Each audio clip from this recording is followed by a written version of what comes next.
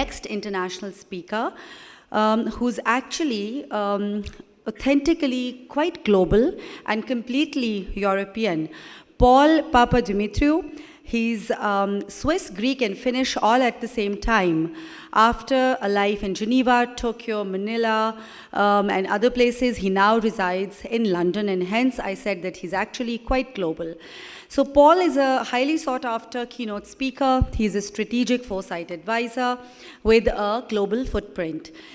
He helps answer the question how to figure out the future, with a focus on the human experience, the new normals, and the geopolitics of disruption. His work has appeared in The Economist, The Financial Times, ABC, and the Japan Times. He's impacted audiences in more than 50 countries, shared stages with and live interviewed leaders such as President Barack Obama, UK Prime Minister David Cameron, and others. Additionally, he's the creator and host of critically acclaimed shows about air travel, fintech, and entrepreneurship. In his own words, you will easily recognize Paul as he's tall. He always carries a camera, and he eats all the chocolate. So let's see if you recognize Paul.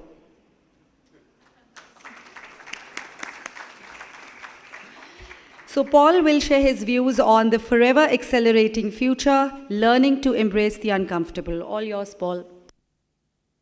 Very much.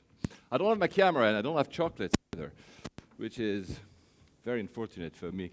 Hi, I'm very happy to be in Islamabad. It's my first time actually being in Islamabad, not in Pakistan. I've been in messy Karachi. God, I love Karachi.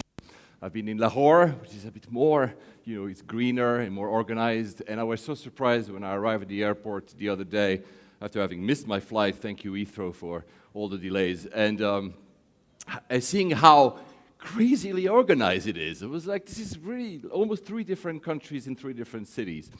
Anyway, I'm very happy. So, Tokyo, she mentioned it. I don't know if any one of you has been living or visiting Tokyo. You cannot right now because the country is closed, sadly, still. I moved there like a long time ago now. And, I felt like a kid. Because this is the station, this is Shinjuku Station. This was my station, the station next to where I lived. It's one of the biggest stations in the world. There's between 2 and 4 million people that commute every day through that station. It's a maze. It's like thousands of lines, trains. They're all on time, though. That's great. And for me, not being able to understand Japanese at that time, not having, there was no iPhone at that time. There was no way to have mapping systems. I was lost all the time, and I became a kid again because I couldn't read, I couldn't find my way, I couldn't talk to anyone, and I was always lost. What's going on? I felt completely uncomfortable, and yet I loved it. Now I can actually do it blindly. The station, I know it by heart. It's a massive, Tokyo is a massive city. I know that Karachi, for instance, is a massive city, but Tokyo is considered as the biggest city in the world. But it's overwhelming. I was coming from a country that has barely twice the number of people that commute to that station every day. So obviously for me, my city was only maybe like 300,000 people. So it was really overwhelming. So what I learned there is that there's always new normals.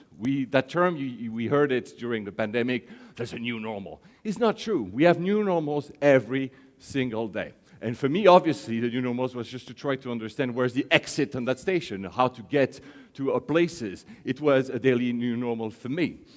The other thing that Japan has is, and it's a bit of a cliche, but it's true, it has this past and the future combined.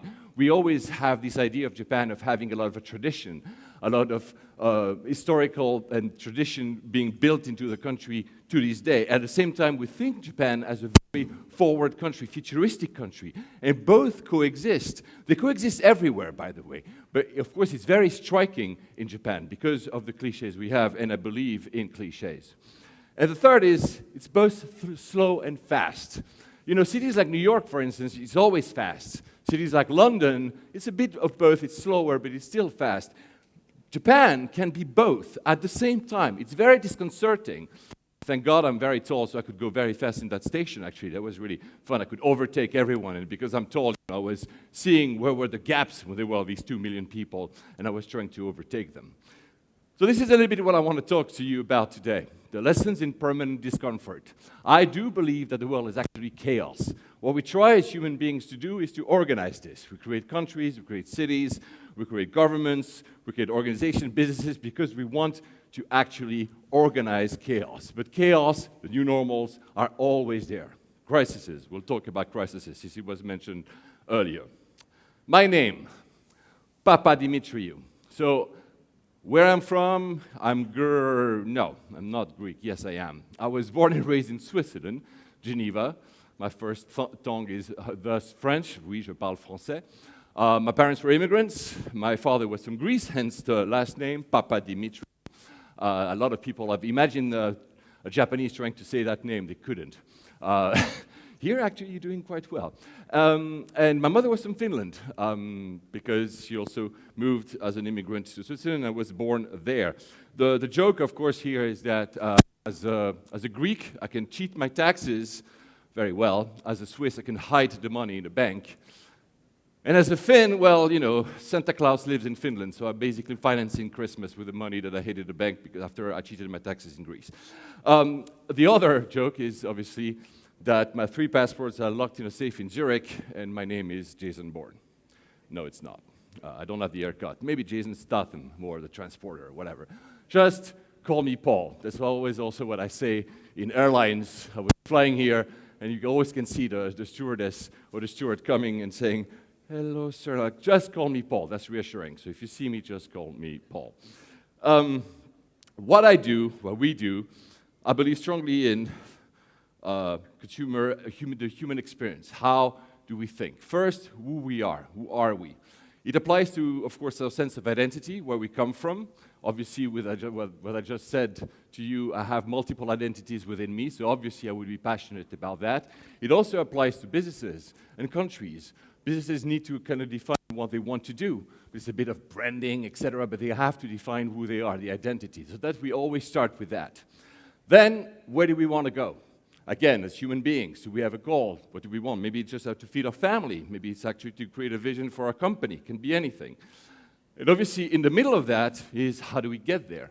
Which can be technology, strategy, obviously, or for human beings, simply for us, ourselves, is having some type of idea of how do we get to that vision that we set ourselves to go towards to. In other words, I love myth and tools. I think we are built by myth and tools. Myth means basically, you know how in our very glorious and very ancient past, we were gathering around a fire and we were telling each other stories. This is how we survive as human beings. We told stories.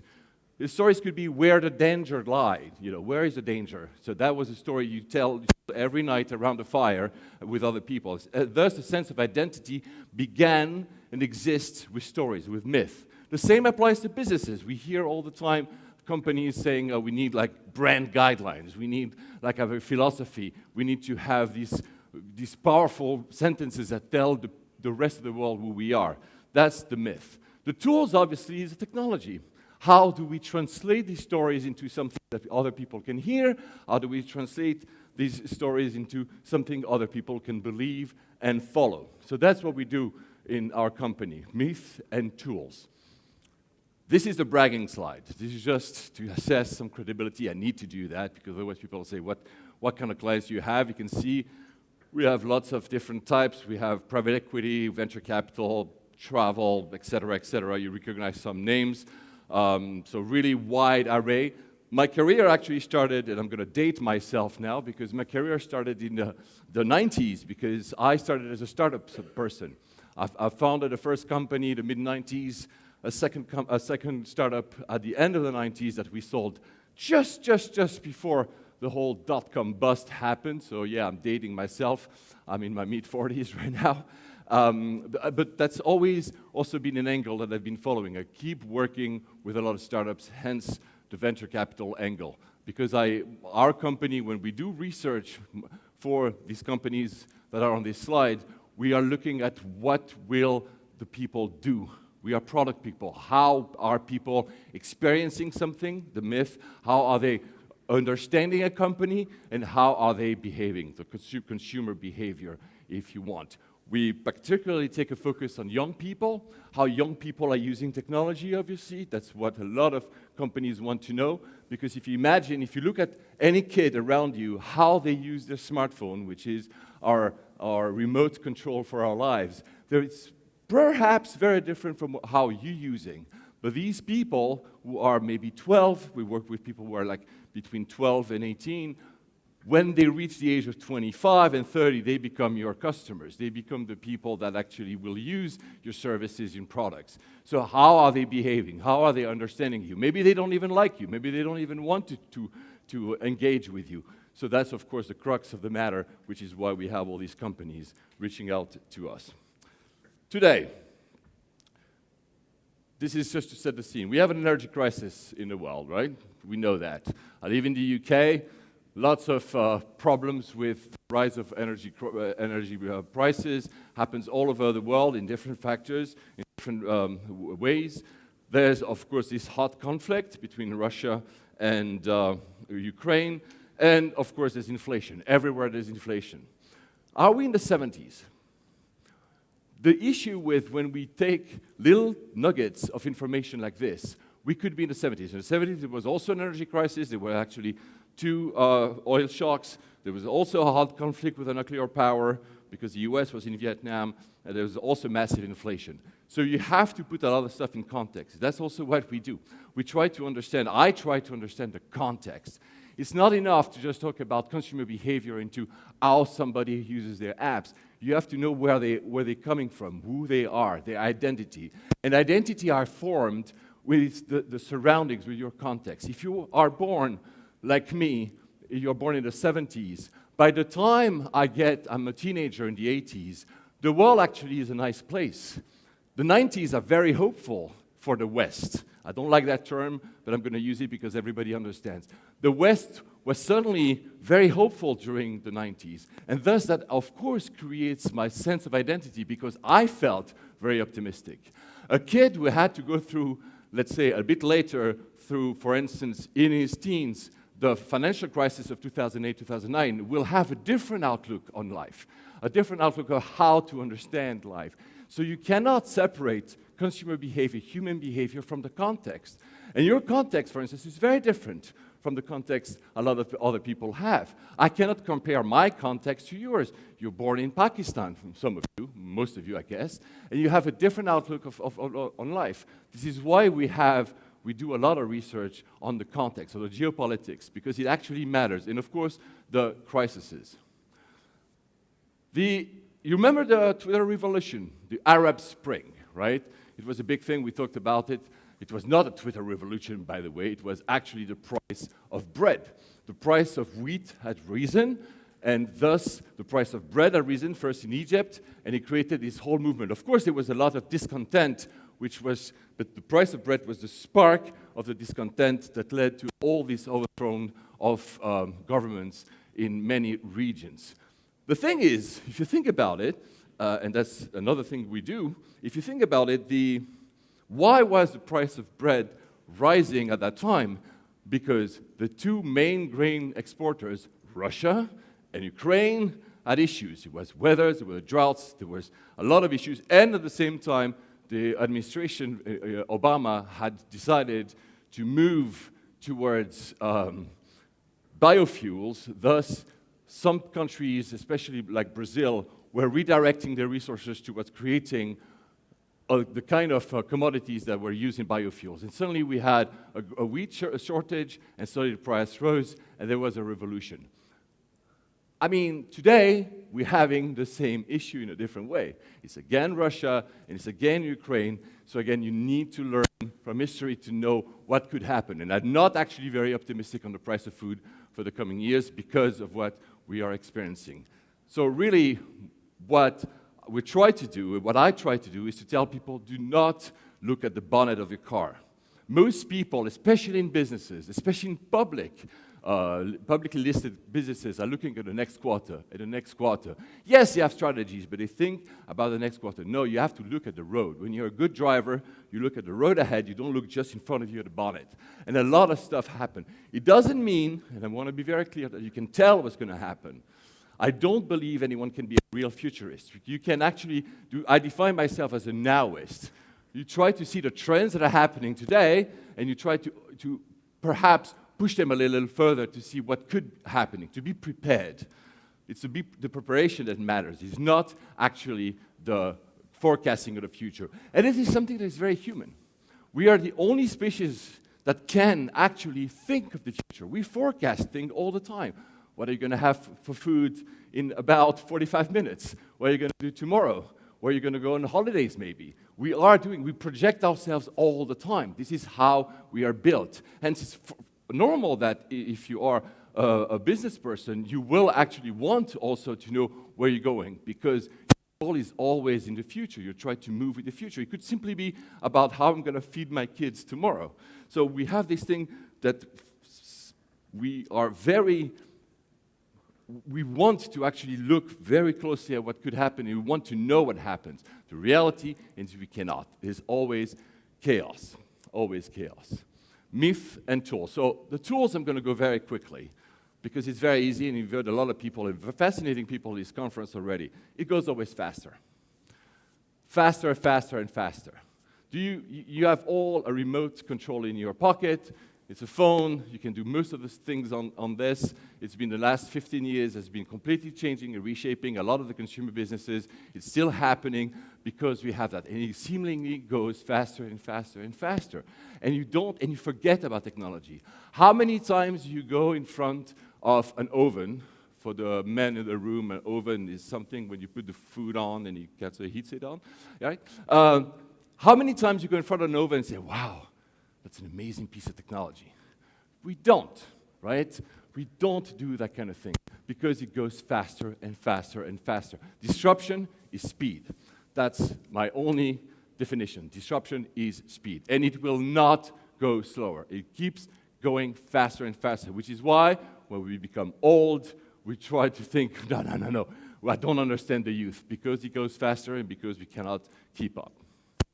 The robots are here. This is a car factory in Kia in South Korea. We know this is already happening. AI is not really here. It's almost here. I think it's overstated with algorithms, but it's coming.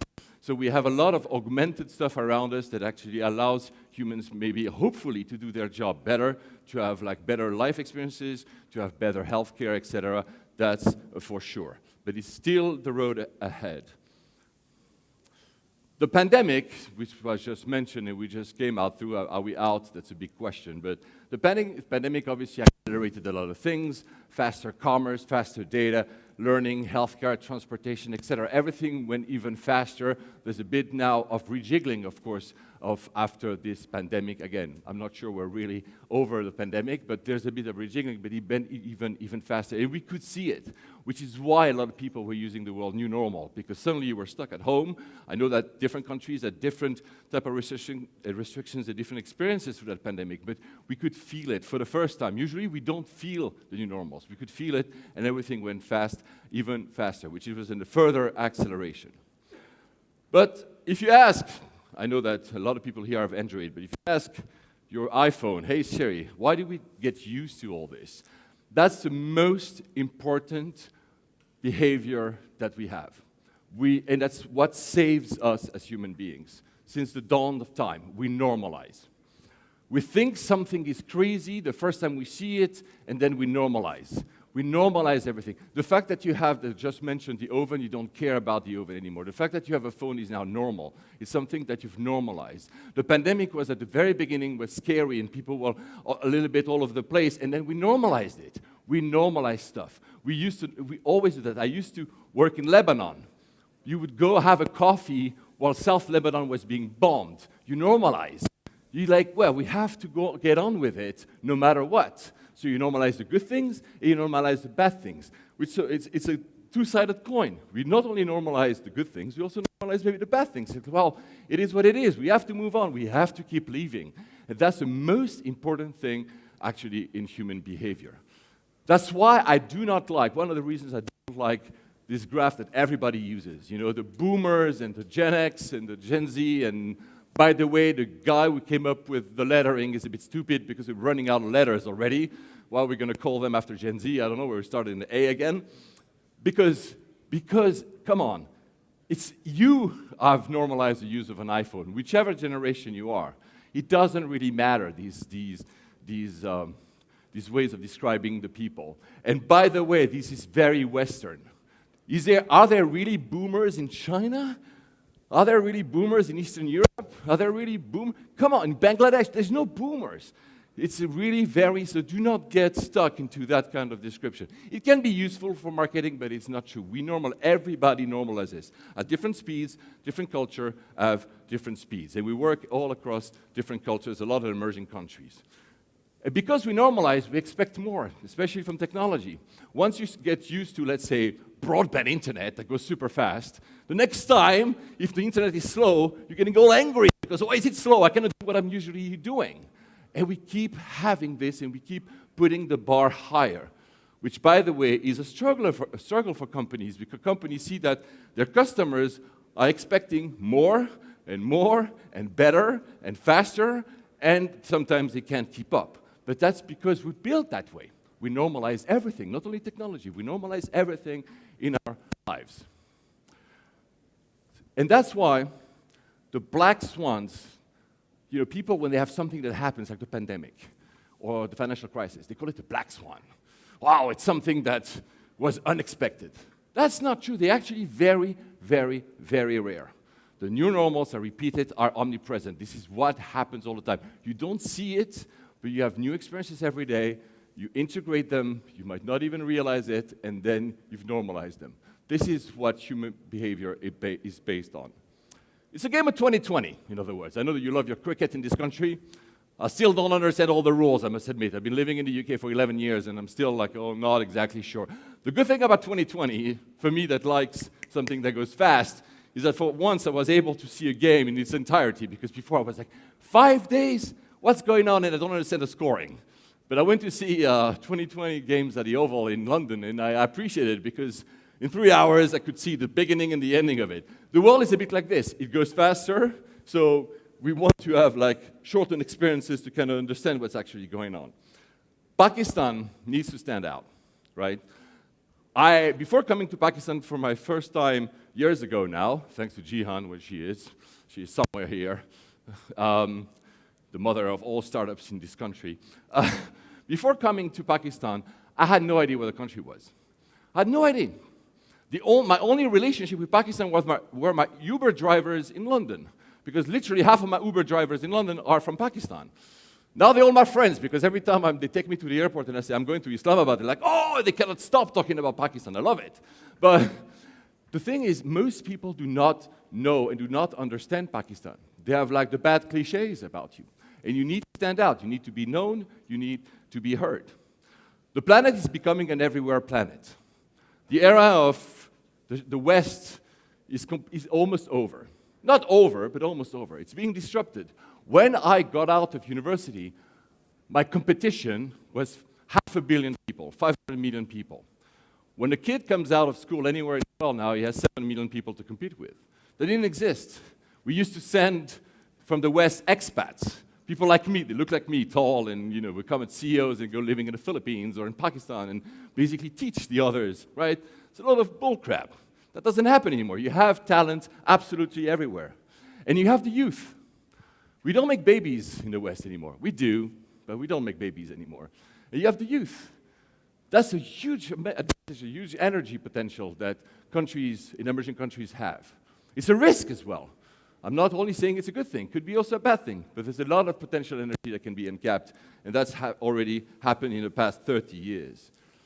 Every one planet, we have 2.5 billion people that became middle class, whatever that means, that emerged from poverty and became, a lot of them, of course, in China, but not only. There's 1 billion women that enter the workforce, right? So that changes the game because men, we think we're taking the decisions. We're not taking any fucking decisions. The women are taking actually the decisions. The purchasing decision, where we do research, market research on any type of purchase decision, even a car, because I know that men love their car. 88% of the time, the women actually has the final say. women actually take the decision. So when women become financially independent, they actually take decisions. And we see these movements actually in Africa very potently already, where there's a lot of independence and empowerment simply by the fact that people have had access to a mobile phone, for instance, to create business out of it. The planet is also superlinear. The center of the planet moves towards Asia. There's 5 billion people living in cities. Cities are becoming wider superlinear. Superlinear is simply a term, and we had a pandemic, we know what it means now. It means that there's an acceleration. When you cough, and you are like in a room like this, the chances of everybody getting a virus, for instance, is higher. The same idea applies to IDs. When you live in cities like Dubai, when you live in cities like obviously London, when you live in massive cities, you have a lot of people, a lot of smarts, and the IDs get accelerated. So that's actually a trend that is not stopping. When people were telling me, oh, the pandemic, the cities are over, no, that was BS. Of course not. That will keep happening, which comes with a lot of issues as well. The 17 trillion wealth transfer, I'm just putting it out there because what we're seeing a lot of the old generation, and when I say old, I don't want to demean anyone by saying they're old, but people that made their money, and now they are transferring this money to their kids. And obviously the kids have different values, as I just described. Thus, they will make different kind of decisions about how they're going to use that money. Thus, the rules of the game will actually change again. But we are entering rough seas. I'm an optimist, but to be a good optimist, you need to be a pessimist. If you don't have a little bit of pessimism in the back of your head, you cannot be an optimist. Otherwise, you're just a dumb person. So there's a few things that are happening. First, inflation. It's the end of free money. For how long, we don't know, but it's the end of free money. We lived for the past, since basically the financial crisis, in a very strange parenthesis where basically money was free. This is not happening anymore. The interest rates are rising everywhere. A lot of the tech companies were built on that idea of free money. You know, a lot of the gig economy companies, from Airbnb to Uber, etc., Careem, were built on that idea of having access to very large swath of capital. It doesn't mean that there's no more investment happening. It means simply that it will become harder to build these type of companies. It will, of course, become, for a country like Pakistan, harder to service the debt, which creates a new type of challenges. And I think this is not stopping. I don't think the inflation is going to stop anytime soon. I'm not making any forecast. I do not give any financial advice here, but it's going to be difficult. But it's an opportunity for Pakistan to engage in disruption, because when stuff gets more expensive, especially, again, in the West, there's a thirst for low-cost solutions. So low-cost countries offer a lot of low-cost solutions, or at least can. The supply chain is completely broken. We've seen that during and still after the pandemic. We have a lot of supply chain issues, which of course contribute to the idea of the inflation. The problem is that it's not only that. It's bigger than that. The world is actually separating. We're seeing it. We're seeing new blocks being created. And I think countries need to assess where they want to sit in those blocks. I'm not making any judgment, but the idea of, the US as a kind of a unilateral power, which it was never actually, is actually over. And thus, it will become more difficult to create these dreamy global chains where a single country specializes in one thing and then the products gets distributed. And we see a lot of companies, Apple did it a few years ago, trying to set up different factories in different countries just to have redundancy in the supply chain. Not only, of course, because they want to sell phones and computers, but simply because the world is becoming more difficult to read. And I think there's a place for Pakistan here again, because of the low cost, but because it's a global chessboard. But you need to decide a little bit where do you want to stand, which side are you going to take. It's sad, but it's a fact. Of course, the high-growth planet still exists. You have, as I just said, you have a large labor pool. You have a lot of young people. I'm always saying that it's okay to copy. If you talk to entrepreneurs in the West, again, they'll say, but they're just copying a business model we've just done. Well, but of course, we all do that. It's okay. Everything is a remix. It's okay to copy and to adapt to a culture and to an environment that is different. It's absolutely fine to do that. Of course, for that, you need capital. And by the way, if you look at countries from Japan to Indonesia to South Korea, they all did the same thing. Japan, when you think about Japan in the 50s, they were copying stuff, and you were like, oh, this is cheap products. I don't like something from Japan. And now they have Toyota, and they have Sony, they have PlayStation 5s, they whatever. And all countries do that. This is the playbook for growth. You start with copying stuff, you start with low-cost stuff, and then actually you grow, and you grow and grow. There's no shame in this. The fact that we've been having this flexibility of work and that is still going on, of course, is a big debate, working from home, working remotely, etc. But you know, there's one thing. Western countries have more and more restrictions on immigration, right? It's becoming more and more difficult to move to Western countries. But at the same time, Western countries require more and more labor, and they want cheap labor. Since they don't want anyone to come into the country, I'm talking here, of course, I'm overstating the fact, there's a big opportunity to have these remote services being offered in low-cost countries. So again, that's another opportunity that can exist for Pakistan.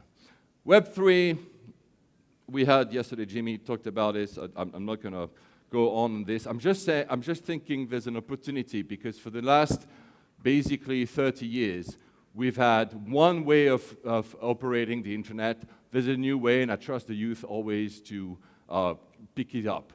Basically, put it another way, when the first time I got the internet in 1994, you know the main reason I was happy to have the internet? Is because my parents didn't get it. My parents didn't get it. And I was like, I'm going to build something that my parents will not get. And I loved my parents. They both passed away now. But it was not because I didn't want to like them. It's because it was something completely new. Well, Web3 could be also something completely new. And thus, I understand the attraction if a young kid wants to actually go and do that and work with that. And of course, well, the climate emergency, I'm not here to make a debate about it. I just believe sometimes that ESG from companies is a bit what CSR used to be, so it's a bit of too much of marketing. But there's clearly actually a lot of pressure on this because you have like huge investors like BlackRock that are requiring companies to align with the ESG policies. So my hope is not that. My hope is that the kids, again, everybody is coming to try to figure it out. I know a lot of venture capital firms in London, the US, in Asia, that are now investing in climate tech. Maybe the solution will come out of it. Our imagination never has any bounds, and I'll absolutely love that. In other words, what you want to do, whether you're a company or a country, you want to escape what I call the innovation inequality. This is just a graph, basic, there's on purpose no X and Y mentioned. It's just to show you that if you invest in innovation and ideas in young people, you've reached escape velocity, as in suddenly these kind of activities compound into a better, and if you don't, well, you crash. It's exactly the lines on below. And this is something we're seeing over and over between large companies. Those who don't invest end up crashing and being bought up or divided. The thing is, we mentioned crisis earlier. We tend to overstate crisis. I mentioned in the early times, when you were around that fire, you were telling your other people in your village where the danger was. Because that was the most important thing. You needed to know where the danger was. You needed to know where the predator was about to kill you because you had no way to defend yourself. We still do that. We're hardwired to do that. We're hardwired to think about the negative. Actually, we overstate crises. Global crises do not happen that much. When the dot-com bubble went to bust, that's where was sold our second company, this was the types of returns on the stock market. I just use these because they're simple to understand. Since what happened, if the slide would go on, oops, you didn't see it, I'm going to go back. They didn't go back, never mind. Basically, there you go, sorry for that. It really went far and beyond above. And actually, crises do not happen every day. Maybe in your private life, but they do not happen every day, but we tend to overstate them. Actually, the world actually accelerates and the world grows more than it actually stops, right? So you need to never forget about this. There's a Pakistan promise. I'm not going to mention all the things that's on this slide, but Careem is a very interesting example. Careem, has been bought by Uber. You all know it. I don't think I need to describe you. But I wasn't aware for years that actually Careem, 80% of the workforce was in Pakistan, right? Nobody knows that. Everybody knows that Careem is a UAE Cypriot company, of course, for tax reasons, et cetera, et cetera. This is actually very important. This is a signal. Every single ecosystem I've worked with, startup ecosystem I've worked with, needs a story to tell, because that's the story that inspires. But also, the fact that people have worked at Careem in Pakistan, and then made maybe some money out of it, especially during the sale to Uber, now they have the means and the will and the experience to try to do something else. And this, you create a movement which actually leads an activity. You need to talk to Jihan about that. I don't know where she is. I don't have my glasses, by the way, which I don't see half of you. I pretend I can still see because I want to be young, but I'm not anymore. So that's actually very important. It's the story that you need to have, and you actually already have it. And the last line is the most important to me. The mobile broadband penetration. You had maybe 4 years ago, 5 years ago, 4 million people that were able to access the internet on their mobile phones. It's now more than 100 million, right? So I've read even higher number, 150. It doesn't matter. Is when you look at a country like Indonesia, is exactly what happened 13 to 14 years ago. When they started having cheap internet and everybody starting to use their mobile phones to do, at first, it could be simply gaming, whatever, then you create opportunity for people. You have a market of freelancers, etc., that suddenly starts to exist, and this is a promise that exists as well here in Pakistan. I was also living in Manila. That was an emerging country experience that I had. And Manila told me about a tale of empowerment. Because, before I was very comfortable. I was living in the West again. I mean, even Japan is not really the West, but you understand what I mean. Like in developed countries, whatever the term you want to use. And then I moved to an emerging country. And I fell in love with emerging countries because they're robust, because they have a lot of opportunity, obviously, and because they're more humane in many ways than the others. And that's the case of Pakistan. And I've seen what it means to uplift people, where they have economic opportunity. These are pictures I've taken over the years. I think this is probably in Indonesia or Malaysia, maybe. This is Malaysia. This is Indonesia, the next one. All these new jobs that were created that we sometimes in the West say, yeah, well, they're just gig workers. No, they're freelancers that get access to economic opportunity. And this is actually, it's not perfect by all means, but this is happening. And I think this is something that, these pictures were taken in Karachi. This is something that uplifts people. People will and must have the opportunity to find ways to actually have hope. It's a tale of hope. This is also in Karachi, the market. You need to have hope because hope and economic opportunity lifts people up, and that's actually your mandate. You actually have to do it. Myth. When you think about what you need to do, because you guys are leaders in this room, you guys are the ones who actually are pushing people. You need to build that myth. You need to elevate others. If you want to have a chance, especially the young people, you need to focus on what you can change for these young people, to empower them along the way, to pick the right talent, and to actually create forward cultures. You cannot allow yourself to just let things stand the way they are. You need to create forward cultures. You need to empower. You need to be absolutely good leaders, to pick the right talent. You have so much talent in this country, but they need, everywhere, but especially here, they need to rely on people like you. You know, all these trends of like working from home, all the technology trend, all these behavioral trends, they settle over a decade. No need to talk about them too much today. What you need, you have to create sustainable cultures, but with you as being leaders. You have to take the youth, not with a hand, it's not like direct them, but you have to empower them, you have to help them, because otherwise you will never go anywhere. And you have a huge talent pool in this country. You have a huge youth population that is just waiting. They have absolutely not a lot of idea how to get there. You can actually teach them a little bit of the way. You need to be inspiring. I know it sounds like very self-helpy, blah, blah, blah, but actually, I work with young people all the time. I go to schools all around the world to talk to kids who are like, between 8 and 12.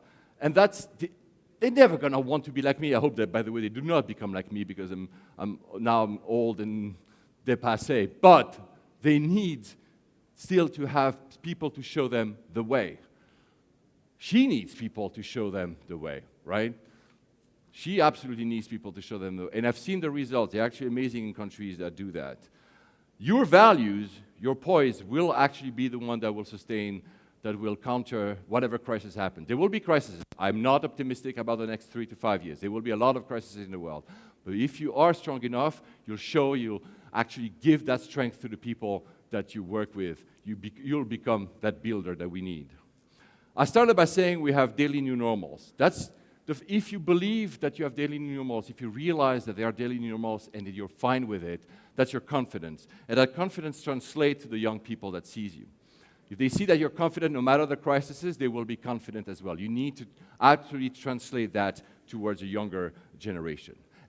And thus, you need to embrace discomfort. And I said it earlier, and I will say it again. Emerging countries like Pakistan have a much better grasp of discomfort because you've experienced this crisis much more than we are in the West, where crises are more episodical, and we're too much used to comfort. Embracing discomfort is extremely important, and then if you show the way to a younger generation that you can do it, actually, they will actually have that confidence, and you become a navigator. I mentioned the past and the future combined. That's your experience. That's what I said earlier. Yes, when I was young, I wanted to change the world, of course, because that's what young means. You want to do things differently. But you need to have people like you that help them teach about the history, that help them teach about the culture, that help them teach about the values. Otherwise, they're going to be lost at the beginning of their careers. So that's your experience. You have to be generous with the young leaders of tomorrow. And then, if you want to become a true hero, you obviously, in the world that is both slow and fast, you need to have poise. Again, you need to stand. You stand tall. Okay, it's easy for me because I am tall, so I can just stand and I am tall. But you need to stand tall against everything. And that is also, all these things are very inspiring for younger generations. And I see that in all entrepreneurs, young entrepreneurs that I mentor and coach around the world or I invest in. They need these from you. And that applies to corporates, that applies to governments, that applies everywhere. They need to see that poise, that things will be all right. We know it's not. We know there's chaos all the time. But we need to believe that things will be all right. You know what is a hero? The word hero comes from Greek. Of course, I'm Greek, so I'm going to use that. Hero was a she first. She was a her. And hero nowadays, we think about heroes, we think about Marvel. You know, it's Iron Man and Captain America and whatever. I mean, maybe you like it. I'm not saying you should. A hero, she was a she, and she just held the light to Leandros. That's all she was doing. She was showing the way. That's what a hero is. That's why I keep talking about inspiration. You need to show the way. Just have a light and show them this is a good way to keep on in your life and to have inspiration from you. So that's what you need to be doing. You need to be a hero. I'm no hero myself, trust me, but the only thing I'm going to ask you to do to finish is you need to jump. You need to take chances. I never knew how to transcribe that on a slide, so one day I decided to go to Macau, and I just jumped off the highest tower you can legally jump on bungee jumping. This is what it feels like to actually create a company. This is what it feels like to be an entrepreneur. You jump and you don't know where you're going. But at the end of the day, you'll be all right. And that's exactly how you should behave in times of crisis. That's exactly how you should behave as a leader of a company. That's exactly how you should behave as a leader of a country. You don't know what's tomorrow exactly going to be. There's no way to tell. You can try. We all want to. But at the end of the day, you just jump and you are happy about it. Basically, be the Pakistani heroes the world needs. And on that, thank you very much.